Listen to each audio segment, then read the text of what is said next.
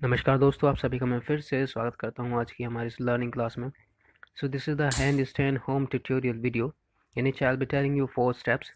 उन 4 स्टेप्स में से जो शुरू के दो स्टेप्स हैं वो आपको दीवार के सहारे सीखने हैं। बॉडी एंड माइंड का कनेक्शन बनाना है। ये फाइनल एग्जीक्यूशन था। This was the demonstration which I just showed you. तो पहले जो दो हैं वो दीवार के सहारे होंगे। तीसरे में पुशअप्स और प्लेंच पुशअप्स में आपको बताऊंगा, जिसमें कि आपके various muscles fibres will get activated and your mind will get used two of those you see those things, right, those aspects.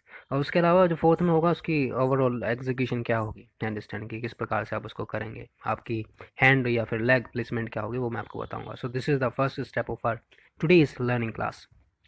इसमें आपको सावधानी पूर्वक अपने हाथों को प्लेस करना है और किक मार के अपनी बॉडी को सीधा करना है, ठीक है।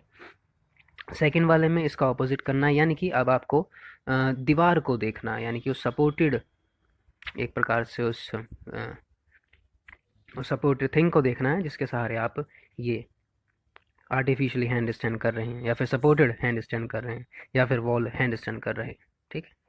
आप धीरे धीरे करके अपने पैरों को दूर भी हटा सकते हैं ताकि आप वो फीलिंग ले सकें कि आखिर ओवरऑल हैंड स्टैंड करते समय आपका माइंड किस प्रकार के केमिकल रिएक्शन से रिलीज कर रहा होगा और आप किस प्रकार से महसूस कर रहे होंगे। थर्ड स्टेप के अंदर हम करने वाले हैं, या हम सीखने वाले हैं, हम जानने वाले हैं उस प्रकार की टेक्निक से जिसमें कि हम अपने ब्रैकी मसल्स को, ब्रैकी फाइबर्स को, स्कैपुला को, हिमरस को, हैमस्ट्रिंग्स को, कोर को, यानी कि जो हमारा स्टमक रीजन है ये हो, या लेग की जो वेरियस मसल्स हैं, जो फाइबर्स हैं, उनको हम किस प्रकार से मजबूत करते हैं ताकि वो भी हमारा साथ दे सकें इस हैंड स्टैंड को सीखने में, ठीक है। तो ना केवल पुशअप्स बल्कि प्लंज पुशअप्स भी इसमें एक तरह से कारगर है, वो सहायक है। तो नॉर्मल पुशअप्स हम जिस प्रकार से करते हैं उसमें हमें नेगेटिवली जाना है ताकि हमारी बॉडी यूज टू हो उस फीलिंग से, ठीक है। बैलेंस, एक तरह से बैलेंस्ड फॉर्म होनी चाहिए। तो जितना आप करेंगे धीरे धीरे करके 5, 10, 15, 20 जितने आप कर सकें, मैं खाली आपको डेमोन्स्ट्रेशन दे रहा हूँ। एज पर योर स्ट्रेंथ आप इन रैप्स को बढ़ा सकते हैं। सेकंड में आपको अपनी बॉडी को थोड़ा सा आगे की तरफ लीन करना है, झुकाना है, ताकि आप जैसे कि प्लेंच हम पुशअप्स करते हैं, या फिर बस खाली हमारा जो आगे का पोर्शन है उसके ऊपर हमारा ज़्यादा वज़न होता है, या फिर ओवरऑल वेट होता है, ठीक है। ये प्लेंच पुशअप्स हैं, इनको भी आपको नेगेटिवली इसका गेट होना चाहिए, यानी कि चक्र होना चाहिए, मूवमेंट होनी चाहिए। उसके बाद में हमारे प्लांच या फिर इन पुशअप्स के बाद में हमारा जो फोर्थ आता है, किसकी एग्जीक्यूशन, यानी हैंड स्टैंड को हम जब एग्जीक्यूट कर रहे होंगे इसके फाइनल प्रोग्रेशन की तरफ, तो हमें इसकी पोजीशन या अपनी जो हैंड या शोल्डर जो प्लेसमेंट है, लेग प्लेसमेंट है, वो किस प्रकार से होगी उसके ऊपर मैं थोड़ा सा बताना चाहूँगा। कि देखिए, आपको पीछे नहीं रखना है, ना ही पैरों को पीछे रखना है, आपको अपने शरीर को थोड़ा सा आगे रखना है।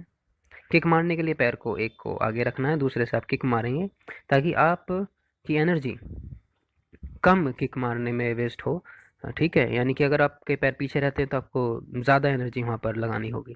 तो आप तो आपको पैरों के सहारे किक कैसे मारनी है जो आपकी एनर्जी मेंटेन करने में, बैलेंस करने में यूटिलाइज हो, ना कि किक मारने में, ठीक है। तो यानी कि आपको थोड़ा सा आगे की तरफ लीन होना है, फिर किक मारनी है, और आप जब धीरे धीरे करके इसके ऊपर मास्टरी हासिल कर लेंगे तो आप एक हाथ हटा भी सकते हैं, या various variations you can also try, you can also do. So if you like this today's tutorial class, या फिर today's learning class of us, then hit the like button, subscribe button, and yeah, don't forget to share it with your friends and to those whom you want to make all these steps learn, right? So ये कुछ steps हैं जो कि मैंने आपके लिए अब यहाँ पर कर रहा हूँ। इसके अलावा this is the final move of